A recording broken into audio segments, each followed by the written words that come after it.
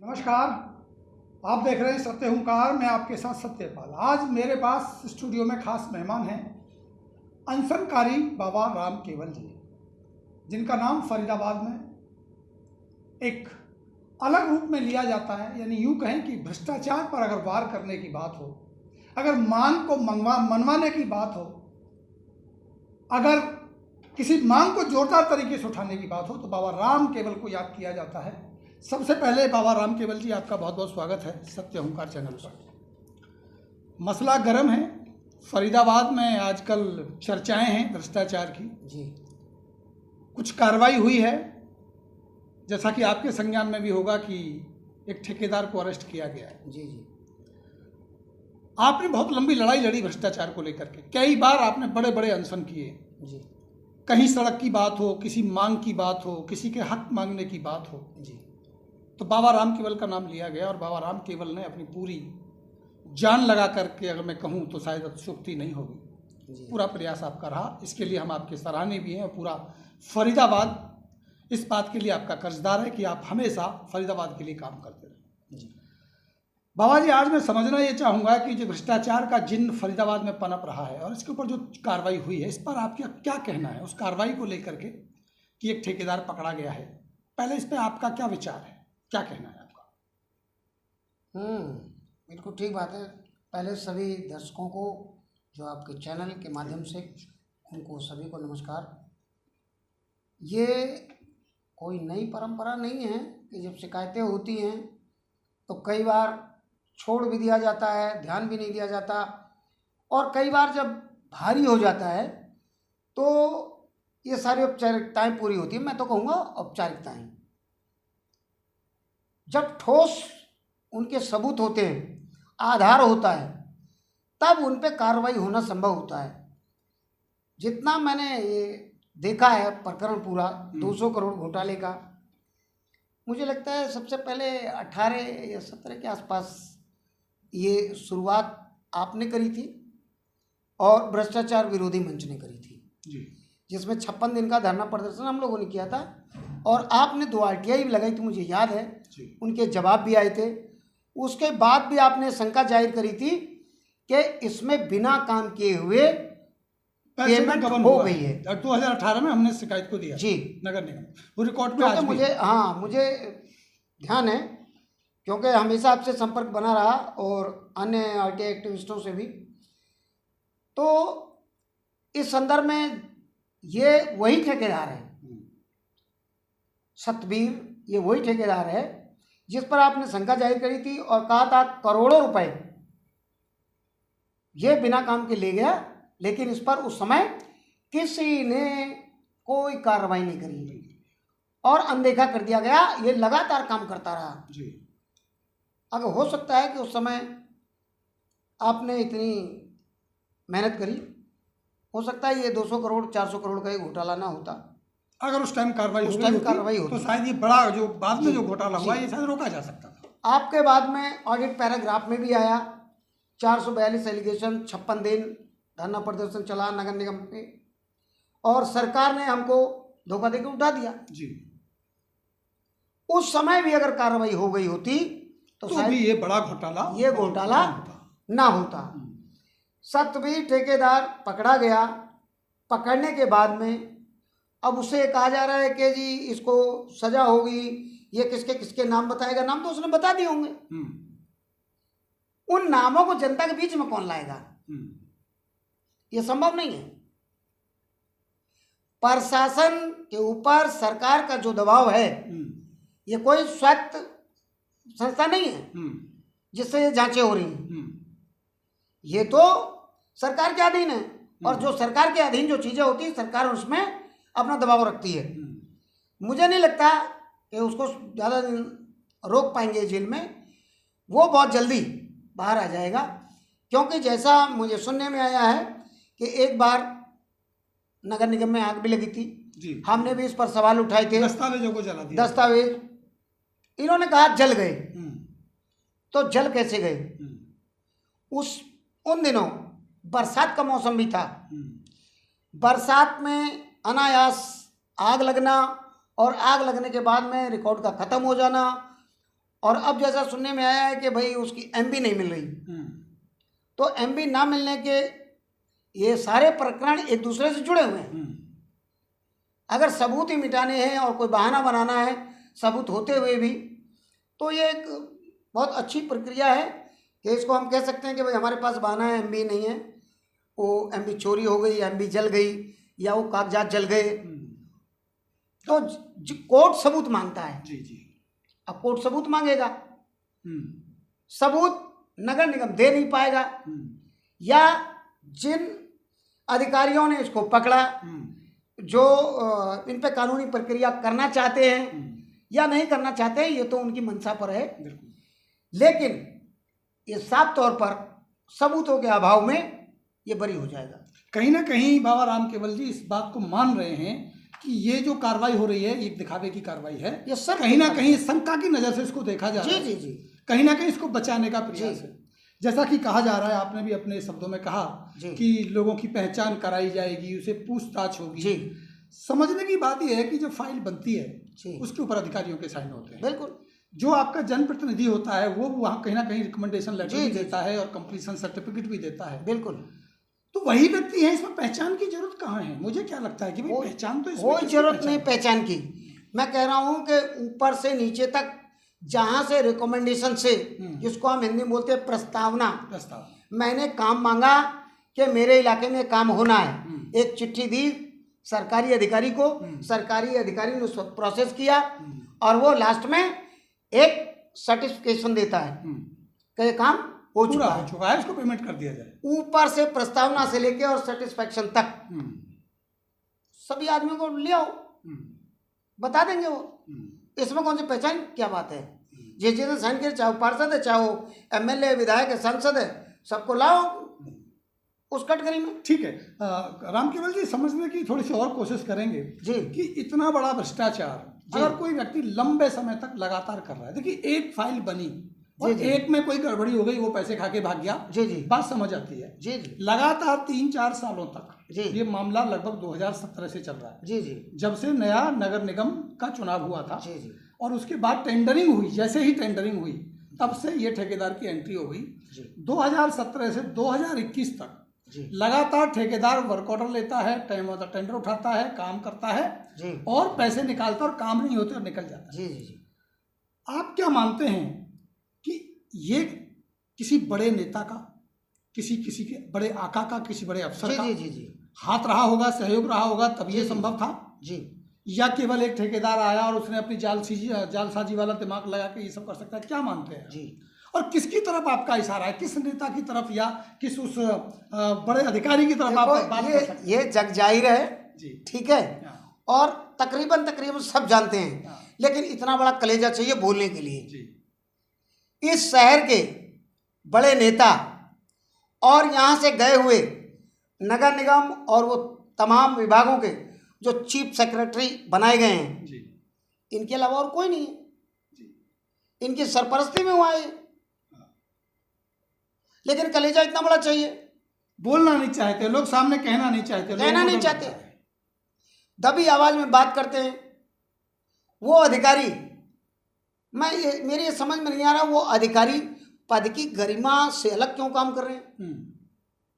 जब उन्होंने उनको ओथ दिलाई जाती है कि हम इस विधि विधान संविधान कानून के हिसाब से देश की सेवा करेंगे, राष्ट्र की सेवा करेंगे, तो ये सारी बातें वो झूठी कर रहे हैं, झूठी साबित कर रहे हैं। वो तो एक सिर्फ नेता के लिए, व्यक्ति के लिए या स्वार्थ के लिए काम करने लगे। उनका तो दायित्व यह है कि जिस कुर्सी पर बैठे उसका निर्वहन ईमानदारी से देश और समाज हित में करें, करना चाहिए, लेकिन हो नहीं रहा। ये बिल्कुल साफ स्पष्ट है कि बिना बड़े नेता के, इस शहर के बिना बड़े नेता के, इस शहर के बिना बड़े अधिकारी के हो ही नहीं सकता, कोई भी काम नहीं हो सकता, कोई नहीं हो सकता। तो क्या आप मानते हैं कि इस बड़े भ्रष्टाचार की जिम्मेदारी हमारे नेताओं को, हमारे जनप्रतिनिधियों को लेनी चाहिए? बिल्कुल लेनी चाहिए, जिसके कार्यकाल में हो रहा है उसको लेनी चाहिए। तो अब क्या बाबा राम केवल का कोई ऐसा मन बन रहा है कि इन जनप्रतिनिधियों, बड़े नेताओं के अगेंस्ट कोई बड़ा धरना दिया जाए कि भाई आप जिम्मेदारी लो? हाँ, समय आने पर बताया जाएगा। अभी हम देख रहे हैं इस प्रक्रिया में क्या हो रहा है क्या नहीं हो रहा। अगर वेट एंड वॉच की स्थिति में हाँ, अगर ये नूरा कुश्ती चली नेता और अधिकारियों की, इसको हम बड़े आराम से बड़े प्यार से देख रहे हैं अभी कि ये नूरा कुश्ती कब तक चलती है, ये इलेक्शन नगर निगम का पार करेगी या उससे पहले आएगी, पहले खत्म हो जाए। ठीक है।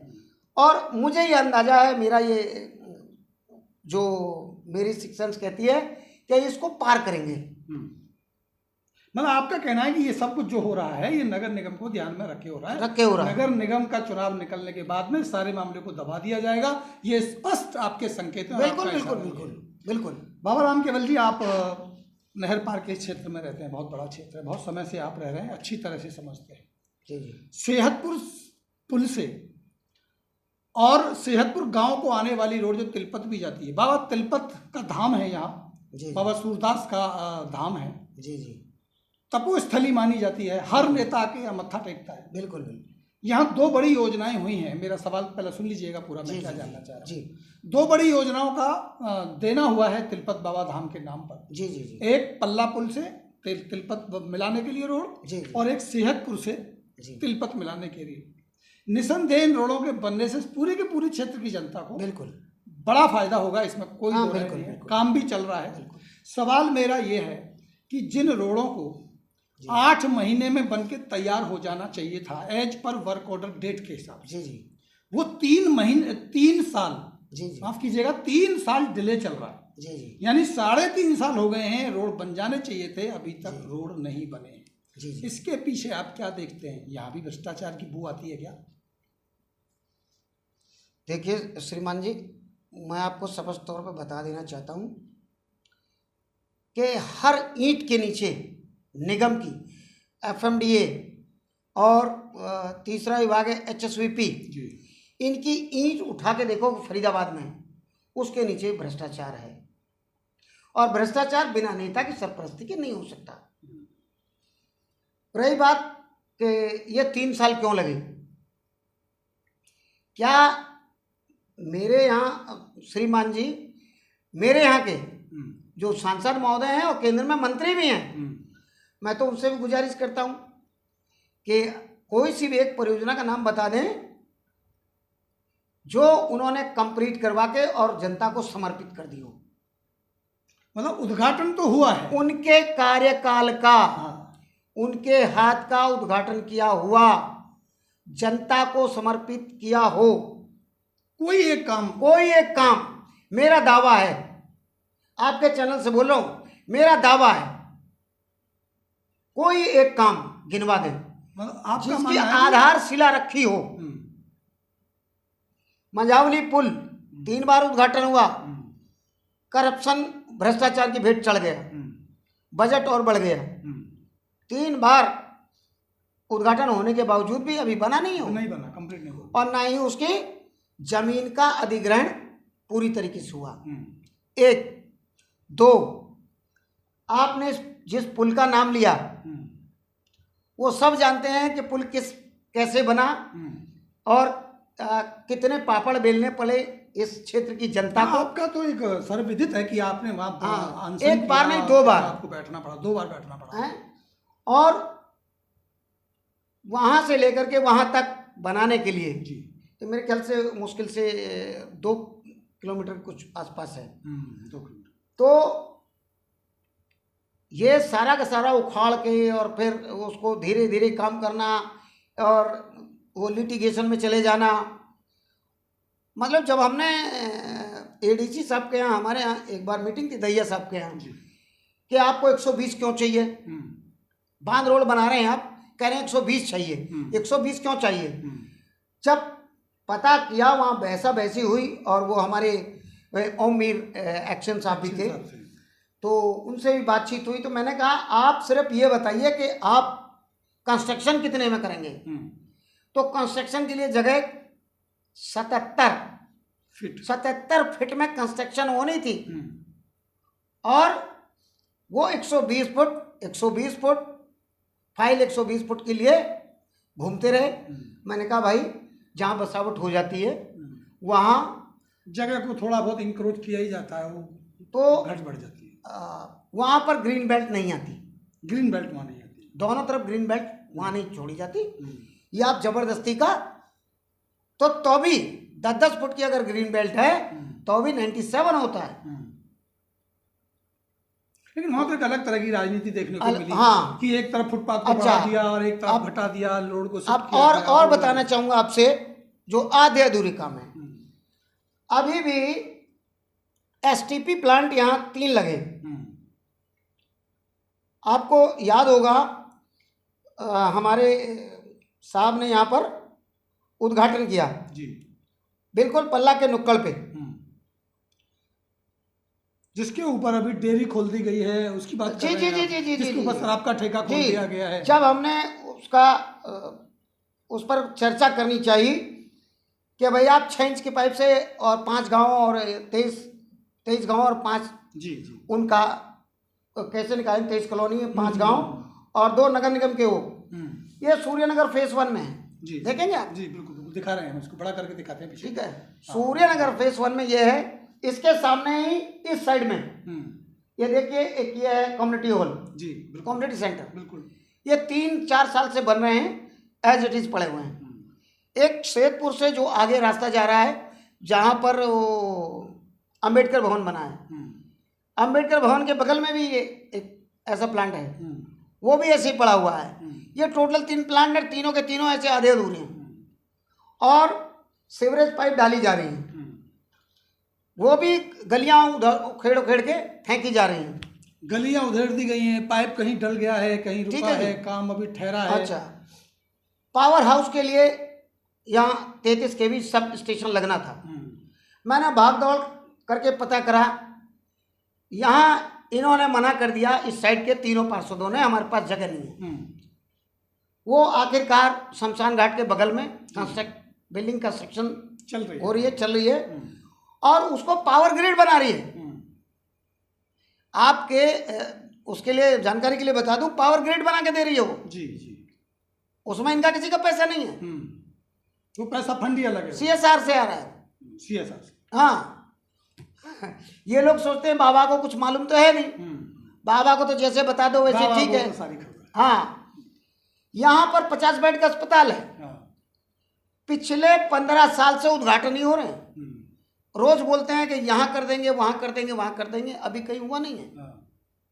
वो 50 बेड का अस्पताल, कोई प्रपोजल नहीं है, उसके लिए कोई जगह भी नहीं है, उसके लिए कोई एस्टीमेट जगह ही नहीं दे रहे, तैयार नहीं हुई है और 50 बेड का तो उद्घाटन हो रहा है। जितने भी, हाँ, और देखो एक STP प्लांट उसके लिए लगना था बड़कल के लिए, जो बड़े बड़े इन्होंने दावे करे थे कि हम बड़कल में फिर से बाहर ला देंगे, बड़कल झील भर देंगे, कभी गंगा जल से भर रहे हैं तो कभी जमुना जल से भर रहे हैं जी, तो कभी किसी और जल से भर रहे हैं।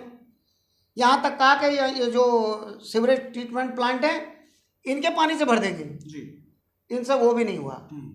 3 बार फाइल गई चंडीगढ़ और तीनों बार फेल हो गई। इसका मतलब मुखिया जो है वो कमजोर है,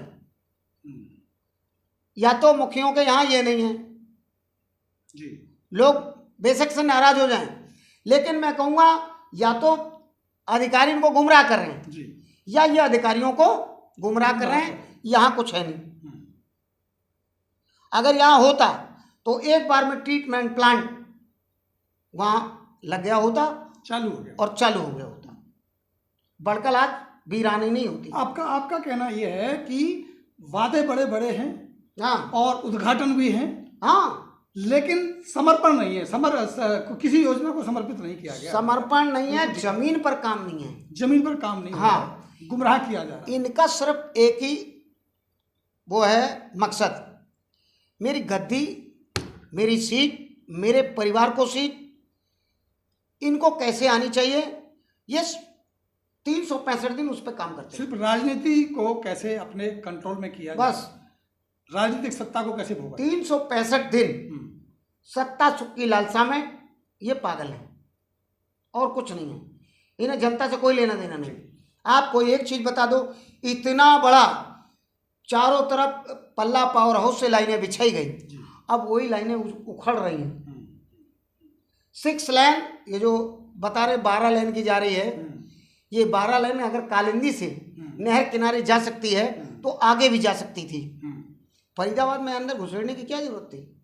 यहाँ भी आपको राजनीति की बू आती है, साफ स्पष्ट है भाई। वहां किसने कहा कालिंदी से और यहाँ तक जो दुर्गा बिल्डर तक, नहर के किनारे दुर्गा बिल्डर तक नहर के किनारे लाके उसको अंदर शिफ्ट कर देना, जबकि चाहते तो इसके नहर के किनारे। इससे शहर को क्या फायदा होगा?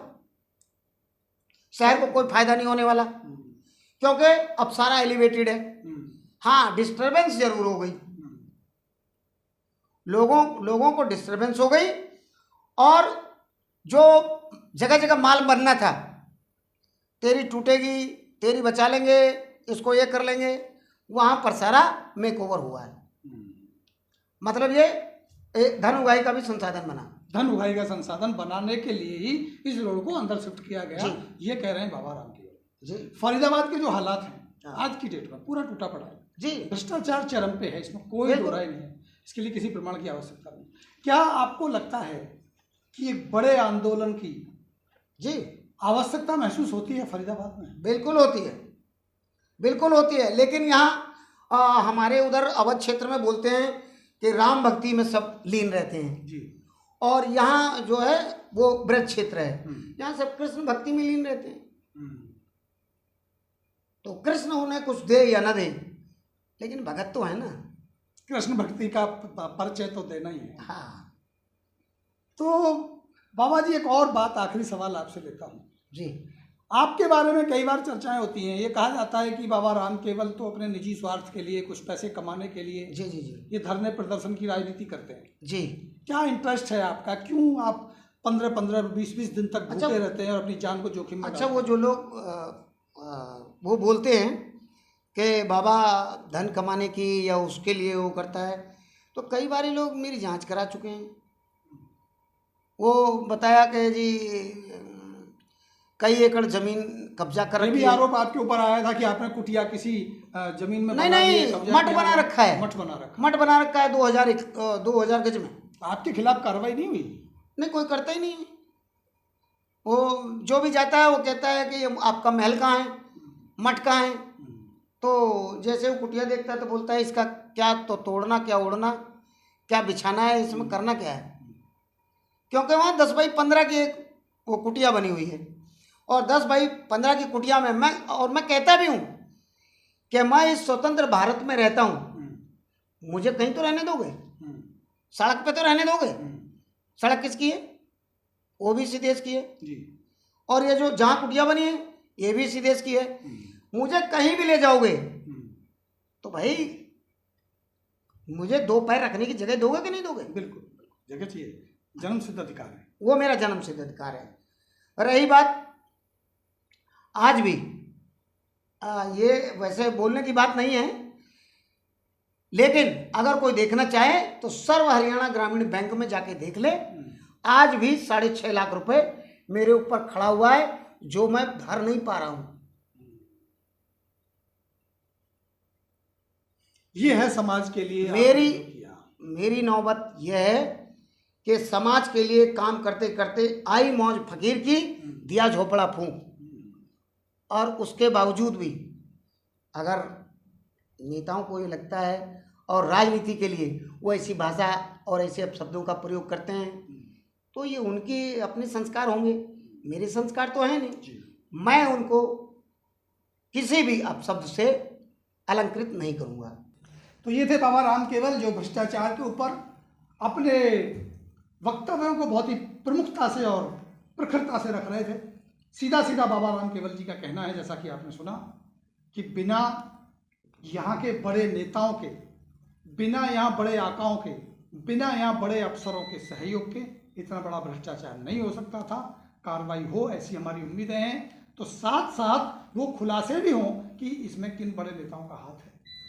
बहुत सारे आरोप भी लगाए हैं बाबा राम केवल ने, ये भी स्पष्ट कहा है कि बहुत सारे उद्घाटन तो होते हैं लेकिन वो योजना जनता को समर्पित नहीं होती। उम्मीद है कि शायद आगे ऐसा हो। और भी आंदोलन की अगर आवश्यकता होगी तो बाबा राम केवल आंदोलन के लिए तैयार हैं और हमारी भी नज़र इस पर बनी रहेगी। और भी बहुत सारे महान भाव लोगों के साथ आपकी मुलाकात कराते रहेंगे। आप जुड़े रहिए हमारे साथ, देखते रहिए सत्य हुंकार। अभी हम लेते हैं विदा, नमस्कार।